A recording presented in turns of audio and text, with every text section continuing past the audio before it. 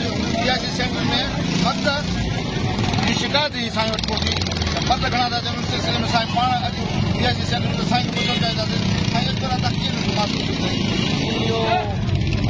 कयो वीडियो में जेको आहे पैसा वठण लाइ बीठियूं ग़रीब ते जेको आहे औरतुनि जी रशी पर फ़र्क़ु हुनजे पुठियां बीठा इन वीडियो ॾिसण खां पोइ मर्दनि जो कहिड़ो कमु या विच औरतुनि जो वास्तो ई कोन्हे औरतुनि जा पैसा आहिनि तूं वठि हुनजे लाइ मां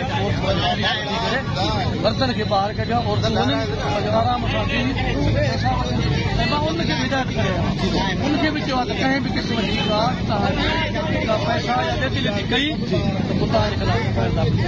तव्हांखे पैसा आहिनि तव्हां जेको आहे डिवाइस दौड़ायो कंहिंजा वधीक पैसा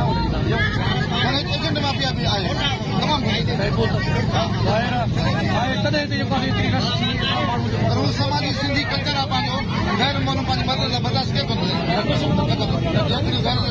पीअण बि न खपे वास्तो बि न आहे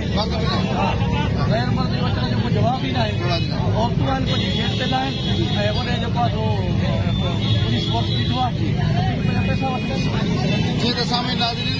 DSP घोटकी हाफ़िज़ अब्दुल कादिर चाचर साहब जो अॼु जेको सुबुह खां हिन गर्मी में शदीद गर्मी में इन करे आयो आहे त असांजो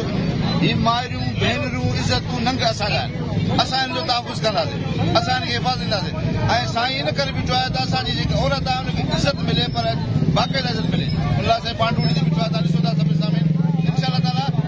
हीउ जेको साईं मिशन कई आहे अलाह जी मथां कामयाबु थींदी इंशाअल्लाह कामयाबु थींदी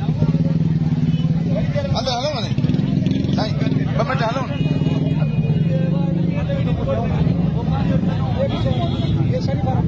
चलो काथे आओ